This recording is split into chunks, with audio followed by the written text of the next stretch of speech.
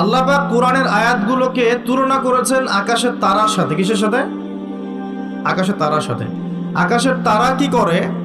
শুধু কিন্তু সৌন্দর্য বৃদ্ধি করে না, আকাশের তারাগুলোকে যদি মিলাতে পারেন সঠিকভাবে, আপনি পথ খুঁজে পাবেন। কি পাবেন?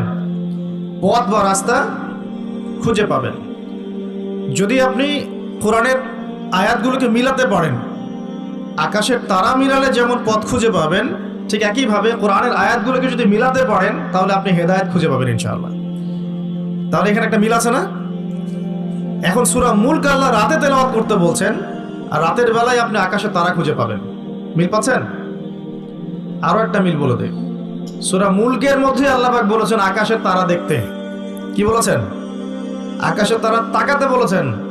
আকাশের দিকে তাকাও, আল্লাহর নিদর্শনগুলোর দিকে তাকাও, আসমানের তারাগুলোর দিকে তাকাও, দেখো এই সৃষ্টির মধ্যে তুমি কোনো রকম খুঁত খুঁজে পাও কিনা, কোনো ত্রুটি খুঁজে পাও কিনা। পাওয়া যাবে? তোমার দৃষ্টি বারবার ব্যর্থ হয়ে ফিরে আসবে, কিন্তু কোনো ত্রুটি তুমি খুঁজে পাবে না। দেখেন আল্লাহ পাক বলছেন কোরআনের আয়াতগুলো পথ দেখাবে, ঠিক যেমন আসমানের তারাগুলো পথ দেখায়।